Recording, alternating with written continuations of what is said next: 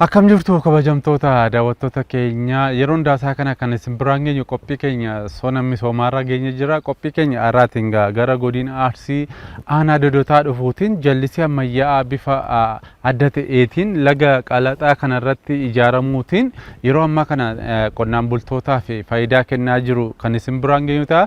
Egaa jallisiin ammayyaa kun bifa addaatiin kan ijaarame kun akka sadarkaa naannoottis ta'u akka biyyaattis ammayyummaa isaan ijaarsa isaatiin baay'ee guddaa fakkeenyummaa guddaa kan qabu ta'a. Lafa hektaara 1,050 kan inni oomishuu yookaan misoomsuu danda'u. Kana wal qabatee jallisiin ammayyaa piroojeektii Dodotaa kun kan inni ijaarame gama maallaqaatiin Kooriyaa irraa kan argame Kooyikaa kan jedhamuuf immoo akkasumas immoo biiroon misooma jallisiif horsiisee bulaa Oromiyaa immoo gama ogummaa fi gama teeknikaa waan garaagaraatiin ijaaruutiin dhaabbati Chaayinaa immoo ijaarsa isaa fudhatee bifa ammayyaa ta'een haala kanaan yeroo gabaabaa gidduutti ijaaree qonnaan bultootaaf kennee yeroo ammaa kana immoo qonnaan bultoonni baay'een oomisha qamadii bonaa kana jallisiima kanarraa fayyadamaa jiru. Maal argachaa jiru? Kanaan dura lagi kun akkasumatti maal irraan ga'aa ture? Calliseema deemuusaa ganna yeroo guutuu gama miidhaa garaagaraatiin maal isaanirra geessaa ture? Yeroo ammaa kana maal fayyadamaa jiru? Biiroon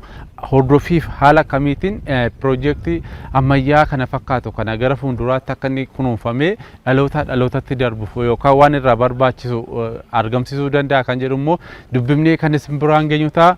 Turtii barataa ture barumsa irraa amma barumsa qacarraa ta'ee barumsan hojiin arganne hojii dhabuu kiyyarraa immoo gara qonnaatti deebi'e. Gara qonnaatti deebinaan immoo jallisiin kun nu dhufe bishaan kun nu dhufe jechuudha. Bishaan kun kan nu dhufe bishaan kun oomisha hojjannee oomisha gaarii irraa argataa jirra. Akkuma agartan amma yeroo kana keessatti buleen kun kan fakkaatu kun amma akka oomishaan kan argame. Yeroo gannaa kan oomisha yeroo bonaa immoo amma kanaan akkatti oomishaa jira jechuudha. Akkatti bulaa'ee akkatti jiru kana. Amma isaan oomishaa jira jechuudha. Jallisiin oomishaa jira. Garaagarummaan isaa yeroo duraa ganna bichaa fayyadamaa turre al tokko jechuudha. Amma immoo garaagarummaan isaa al tokko miti al sadii nyaataa jira jechuudha. Amma yeroo ammaa kana keessatti kam isa gannaa tokko ka jallisii yeroo lama arganna. Yeroo lama argannu kana keessatti oomisha yeroo qamadii yeroo kaan immoo yeroo ataakiltii adda addaa ittiin dhaabnee ittiin argannu. Fayyadamaa keessaa isa tokko yoo jedhame amma an fayyadamaadha. Maalidhaa? Akkuma barreen gaddaa irraa qamadiin argametti qamadiin ka argame bishaan kanaan. Bishaan amata lama dura wanni qamadii jedhamu hin jiru. Yeroo tokko qamadiidhaaf amata tokko keessatti yeroo takka wanni argamu. Yeroo hongeen hin jira, caamni hin jira, argamuu danda'a, argamuu dhabuu danda'a. Carraa taanee arganna, carraa taanee dhabnu. Amma urgaa masnoon kun galee inumaa guyyaa dalagu mi'a halkanis oduu dalayne dasnu jedha. Maaliif waan ta'eef wanni akkanatti nama argame kana itti fayyadaman silaatti sirriitti itti fayyadamne gaarii baay'ees. Ammas warri itti fayyadamaa jiru itti fayyadamaa jira, haala gaariin itti fayyadamaa jira. Yeroo sadiitti itti fayyadamuu dandeenya jechuudha. Bara kana keessatti ammarra calqabee yeroo sadii amma kana kaafnee itti deebinee ji'a sadii booda haga amataatitti yeroo sadii itti fayyadamuun hin danda'ama. Dalaguudhaan argitee namni hunduu itti walii galee akkanatti osoo ka dalagu taate bu'aa argata. Taatee jiru amma bishaan obaasuudhaaf wanta talaayee immoo kun naannoo qoshaashaa kana keessa deddeemnee qoranii wanta talaayee keessaa fudhatee jirra. Aramaas yeroo argaadni akkasitti aramaas keessaa fudhatee jirra. Kanaaf keessa deematee jirra jechaadha. Egaa wanti kun galee malee tanaan dura gizee bira oomishaatiin turre. Egaa jallisiin kun galee amma ammas bu'aa guddaadha. Yeroo kana keessatti duraan awwaara malee wanta tokko arguu hin dandeenye. Har'a bishaan galeetu bishaan wajjin akkatti maasaa keessa deemnee akkatti taphachuun kun galata guddaa rabbi galchite jechaadha. Maafi ji'a gannaatiin duraan horiin keenya qalata deema. Dubartiin qalata deemtee bishaan waraabdi. Amma sun hundi galee kunoo bishaan asitti karra keessatti gibbii keessa deematee jira.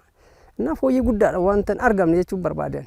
Carraa kanatti gaa kunoo amma qamadii facaasatti jirra. Aramaatti jirra. Amma kunoo qoricha racaatti jirra. Deebinee gaafa kana irraa kaasne immoo deebisee shunkurtiidhaaf chiginyii afallaanee shunkurtiidhaaf yaalii akkasiitti irra jirra. Ammaaf jijjiirumsi guddaadha jechaadha. Wanni kun dhufee jechaadha. Duraan homu hin jiru. Barri gaddaa jechuun amma maasuma kanarraa jechaadha. Maasaa kanarraa haga bakka sanii kumtaala 16 irraa argame. Maasuma kanarraa akka carraa dhuftanii baga xaafatanii kumtaala 16 irraa argame. Duraan kumtaala 2 kumtaala 3 argame jechaadha maasaa kana gubbarra. Maafi tokko haala teknooloojii gisee ammaa hojii sila deemuuf madaabaraan yuuriyaa daappii qoricha karraamuu kawwaagii kana hunda haala dheeneet akkasitti waan guddaa irraa argataatti jirra jechaadha. Maafi jijjiirumsi guddaadha egaa wanni kun dhufee jechuun barbaadan. Haalli oomisha qamadii bona kanaan garuu gama kiyyaan sirriitti toleera.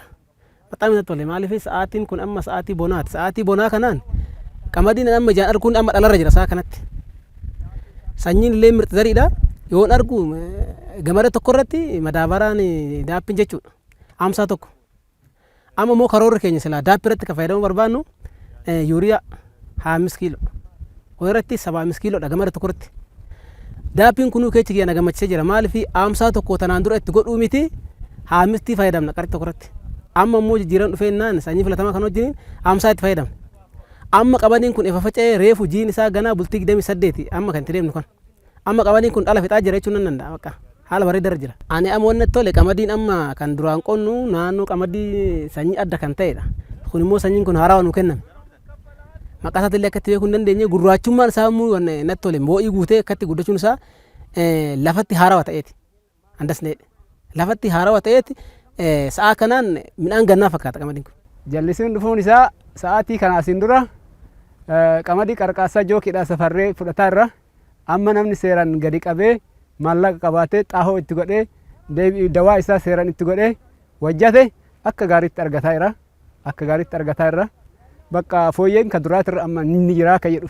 Beekumsaaf dandeettii sammuuf harka namaan iskiimiin jallisii ammayyaa dodotaa kun asirratti hojjetame. Teknooloojii haaraan kan hojjetame iskiimiin kun gaara keessa konkiriitiin kiiloomeetira 1.9 hojjetame. Bishaan yaa'uun qisaasama tokko malee kaanaalii ammayyaan qonnaan bultoota bira jallisiin qamadii facaasuun kunuunsaa jiru. Dheerinni kaanaalii ammayyaa iskiimii jallisii ammayyaa kanaas kiiloomeetira 12 haala salphaan qonnaan bultoota bira ga'a. Qonnaan bultoonnis paampiinis haa ta'u tooftaa biraan waldaa itti fayyadama bishaaniin gurmaa'uun ooyiruu isaanii obaafatu. Waldaan gurmaa'anii hojjechuu isaaniinis beekumsaaf muuxannoo gaarii walirraa barachuun oomisha qamadii qulqullinaaf baay'inaan akka argataniif isaan fayyadaa jira. Iskiimiin jallisii kun erga hojii jalqabee waggaa 3 guuteera. Aadaan jallisiitti fayyadamuun qamadiif kuduraa muduraa adda addaa oomishuu aanichatti babal'achaa jira. Aanichattis kanaan dura jallisiitti tajaajilamuun hin turre. Muuxannoo jallisii haaraa ta'us dhaawwataan baramaa dhufuun bu'aa qabatamaa fidaa jiru.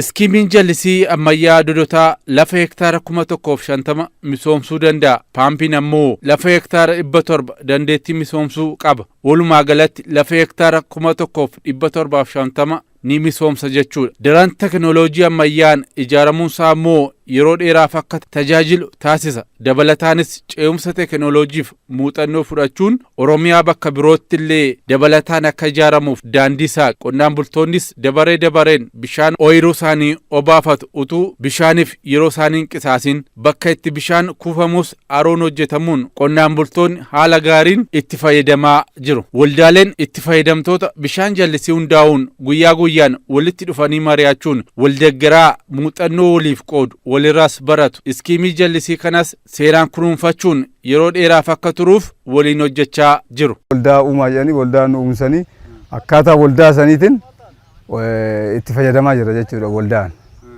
Waldaa wal qarqaarree, waldaa uumnee, waldaa qonnaa, waldaa bishaanii kaalaanii kanarratti waldaa 3-4tu jira. Waldeen 4 kun walii galee waliigalteedhaan waldaa uumanii hojii kana misooma kana irratti hordofaa jiran jechuudha. Waldaa barbaachisa. Namoota walitti qindaa'aniitu waliigalteedhaan barbaachisa. Maafi leenni kun harka namaatiin uumame jechaadha. Wanni kun harka namaatiin sila uumamee fi harki namaa diiguus danda'a. Waa'innis immoo wanti talaayeen diigamuu danda'a.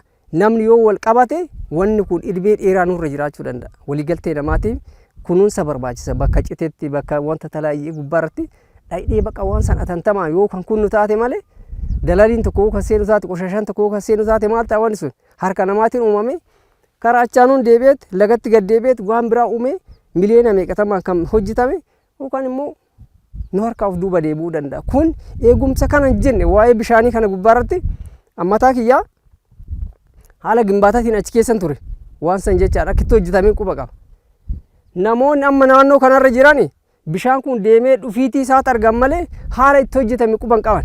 Awwaan argee fi inja kan duraanii sallaalee amma wallaalu wanni keessa abboonni keessa dabaran waan kana jennee himuu hin dandeenye jecha. Har'a immoo rabbi galannaa gahu ani sidibee kana ga'e maatiin kiyya har'a of fuula dura bakka fooyya'aadha jedheetin odoon du'ee illee ittiin gammada bakka. Qonnaan bultoonni nama 10 yookaan 5 kanaan waliin hidhamne halkanis guyyas akka kaanitti cabsee kaan yoon hin jenne waliigalteedhaan qabnee hojjetaarra. Sirriitti bakka cabuun qurcinee bakkee immoo duduba qabuun keessaa baafnetti sirriitti maatii dhufuuf dabarsinaa kan jedhu yaadni keenya. Warri misooma qonnallee ni dhufanii waan silaa nu barbaachisu irraa fudhannaa nu gargaaranii. Gandoota aanaa dodotaa 12 ta'an hundi sagantaa gargaarsa seeftineetii jala turan amma garuu carraa argametti fayyadamuun waggoottan 3 darban walitti fufinsaan jallisiin qamadii oomishuun bu'aa qabatamaan dhufaa jira. Sanyii filatamaaf dhiyeessiin galtee qonnaas dhiyaachuun oomishi dachaan akka argamuuf hojiin fooyyee qabu dalagamaa jira. Haalli qabatamaa amma jiru akkuma beekamu yeroo ammaa kana aanaan keenya aanaa parsantii 100 gammoojjiidha. Kanarraa ka'uudhaan xiyyeeffannaa mootummaa yeroo ammaa itti kenne hojii jallisii qamadii boneetiin bal'inaan potenshaala qabnu irratti bal'inaan itti deemaa kan jiru ta'uu isaati jechuudha.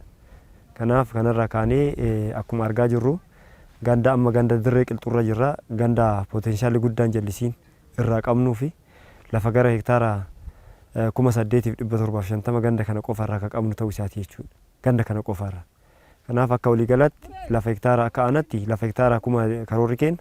Karoora hiixataa baafannee itti deemaa jirru lafa hektaara 25,000 fi 124 karoorfanneeti hanga ammaa gara lafa hektaara 17,000 facaasnee bira geenne jirra jechuudha. Gandi keenya gammoojjummaa irraa aanaan keenya gammoojjummaa irraa jalqabee irraa kaka'ee ganda 12 qabna. Ganda baadiyaa 12 jechuudha. Kan magaalaa tokko qabna. Waliigala ganda 13 qabna. Kana keessa gandi 12 gandi baadiyaa 12 sagantaa seeftineetii keessa jala jiranii jechuudha. Wabii nyaataa mirkaneeffannee jechuun danda'ama jechuudha. Haa ta'uti kanarraa kaanee gandoota kana keessa ammoo gandi baay'ee miidhamaa turee fi oomishni isallee baay'ee xiqqaa ta'e ganda kana. Ganda dirree qilxuu jechuudha. Amma gandi kun bara kana waggaa sadaffaadha. Waggaa sadaffaa kana keessatti amma eebbifamuudhaaf gandoota deemaa jiranii jechuudha. Sababni isaa oomishni jallisii keessattuu jallisii hunda jalqabnee gaafa jalqaba jallisii kana kaanu lafti kun akkuma argaa jirtan gaafa san bishaan qabatuu dadhabe. Yeroo jalqaba bishaan dhufu jechuudha. Bishaan hin qabatu irranaa itti yoo gadi kaasu hin taraa jechuudha. Akkaataa itti boordarii baafatanii obaasan mataa isaatiin beekanii kanarraa ka'ee taraa ture. Amma garuu bishaan qalaxaatirraa jalqabee dhugaa dubbachuudhaaf akka Oromiyaan dhaabbata kooyikaatiin hojiin kun hojii guddaa komaandeeriyaan isaa lafa hektaara 1,100 irratti ka ta'u hojjetamee hojii guddaa hojjetamee irraa akka ka'e qonnaan bulaan kun amma of danda'aati deemaa jira jechuudha. Of danda'uu irra dabree inuma duraan marsaa tokkooyyuu kadhaadhaan ka jalqaba gaafa itti kaanu ka oomishaa ture. Amma garuu ufumaa itti galee oomishaa jira. Dabaree ufumaa godhatee waldaa qaba. Waldaan itti deemee bishaan yeroo yeroodhaan obaafataa akka jiru jira ta'uu isaati jechuudha. Akka godina Arsiitti waldaaleen itti fayyadamtoota bishaan jallisii 1,757 jiru. Isaaniifis yeroo yeroon leenjiin ni kennamaaf. Aanaa doddotaa irratti jallisii doddotaatiin wal qabatee keessattuu dhaabbanni kooyikaadhaa mootummaa Kooriyaadhaa jechuudha. Deeggarsa godhameen piroojeektiin kun ijaarsi isaa akka gaggeeffamu godhameera jechuudha. Keessattuu naannoo waggoota 3 duratti eebbaaf kan banaa ta'ee uummataaf tajaajila kennaa kan jiru. Akka godinaatti keessattuu naannoo waldaan 1,757 kan qabnu isaan kana ijaarree hojii bulchiinsa iskiimii keessatti cimanii akka keessaa ba'an rakkoon kun akka furatu keessattuu hojiin iskiimii ammayyaas ta'e kan aadaa isa aadaa ta'e ammayyoomsuun bakka aadaa ta'etti ammayyoomsuun gahee olaanaa nurraa eegama. Isa immoo kan ammayyaa ta'e immoo bulchanii dhaloota itti aanuuf dabarsuu keessatti gaheen dhaloota amma jiru isa murteessaa fi keessattuu hojii dinagdee al ergeedha biyya alarraa import ka goonu san export yookaan import substitution san keessatti roolii mataa keenna akka ba'uu qabnuu fi akka godina Arsiittis hojiin guddaan dalagamaa kan jiru ta'uu isaa. Iskiimii jallisii ammayyaa dodotaa ijaarsa isaarraa kaasee hanga ammaatti deeggarsi teeknikaaf ogummaa karaa qindoomina qabuun kennamaa ture. Teekinooloojiin jallisiin kun ittiin ijaarameeras beekumsiif ogummaa gahaan argameera. Iskiimiin dodotaa aanaa eeraa keessatti kan argamu uummanni naannoo kanaa duraanii gargaarsaan kan jiraatu ture jechuudha. Piroojeektiin kun akkuma naannootti illee piroojeektii baay'ee haarawaadha. Tanaliidha jechuudha. Gaara keessaanii naannoo kiiloomeetira 1.9 kan ta'u gaara keessa baheete jechuudha. Bishaan kan dhufu inni kun akka naannoottu teekinooloojii haaraadha jechuudha. Iskiimii moderni ta'edha. Waldaan duraanii uummanni gargaarsaan jiraatu kun seeftineetiin jiraatu kun har'a garuu mootummaan deeggarsa addaa gochuudhaan bishaan akka bahu taasisuudhaan uummanni kun nyaataan akka of danda'uudhaaf deeggarsa olaanaa taasisnee jirra jechuudha gama mootummaatiin. Iskiimiin kun naannoo kiiloomeetira 12 kan ta'u meen kaanaalii qaba. Simmintootiin konkiriitiin kan inni hojjetame jechuudha. Sanirraa ka'ee bishaan guddaatu deemaa jechuudha. Komaandii eeriyaan naannoo sana naannoo hektaara 1,100 jechuudha kan misoomaa jiru. Har'a uummanni naannoo sanaa jijjiiramee waldaan illee irratti cimee buusii mataa isaa buufachuudhaan oddoo kaanaaliin kun citutti deebisee suphuudhaan baay'ee bishaan itti fufinsaan akka misooma kennuudhaaf gargaarsa kennaa kan hojjetamaa jirudha jechuudha. Egaa naannoo sanatti bara kana dhiyeessiin bishaan jallisii lafa hektaara 1,100 kennamaa jira jechuudha. Giraafitiidhaanis kennamaa jira. Paampiidhaan illee irraa fudhachaa jiru jechuudha uummanni naannoo sana. Uummanni kun immoo har'a duree gargaarsa eeggachaa kan ture har'a immoo of danda'ee nyaataan of danda'ee ofii isaatiin deeggarsa tokko malee gara qotee bulaatti jijjiiramee qonna isaa qotachaa jira jechuudha. Akka naannoo Oromiyaatti qabeenya bishaanii jirutti seeraan utuu hin qisaasin qusannoon fayyadamuun oomisha gahaa argachuuf hojiin itti fufinsa qabu hojjetamaa jira. Kan duraan yeroo tokko qofa oomishaa turan amma yeroo 2-3 oomishuun dinagdee qonnaan bultootaa ta'e kan biyyaa guddachaa jira. Kun ammoo hojii kutannoo qabuuf seektiraalee qindoominaa waliin waan hojjetamaa jiruuf. Oromiyaa keessatti yeroo gabaabaa as iskiimonni jallisii gurguddaan ijaaramaa jiru. Kan kanaan dura qabnu kan dur Fantaalee Tibilaa qofaa ture amma akkuma tameetu deeggarsa mootummaa Kooriyaa wajjin kan dodota ijaaramee jira. Finnallee baay'een ijaaramaa jira. Kan ijaaramee xumuramee jira. Ispeeshaalii kan dodotaa immoo teekinooloojii isaatiinis bu'aa bahii piroojeektiin sun keessa darbeenis baasii maallaqatti baheenis baay'ee guddaadha jechuudha. Achirratti uummanni naannoo sanaallee miidhamaadha sababa adda addaatiin hin beekta. Kanaaf ammatti hawaasa naannoo sanaatiif piroojeektii muuxannoo irraa horatamuu danda'u. Piroojeektii immoo bu'aa qabatamaa fedhii iddoo keenya iddoo biraa irratti qabnu kan akka dimoonistireeshiniitti agarsiisuu dandeenyudha jechuudha. Kanaaf hektaara 1,000 ol kan inni oomishuu danda'u. Effektiivlii isarraa yeroo 3 isaaf ol oomishuu dandeenya taanaan piroojeektii baay'ee bu'aa qabeessaa uummanni naannoo sanaas isallee eegumsaaf kunuunsa gahaa ta'e gochuuf ni barbaachisa.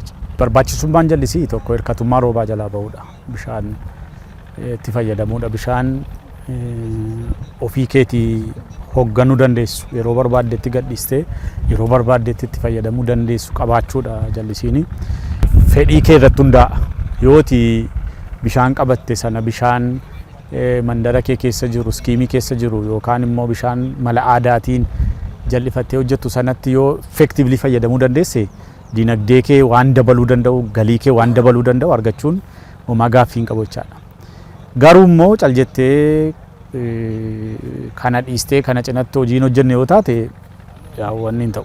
Barbaachisummaa dhumti jallisii iyyuu maalinni karaa baratameen karaa naachuraal ta'een hojjennee jijjiirama qabatamaa dinagdee irratti fiduun hin danda'amu.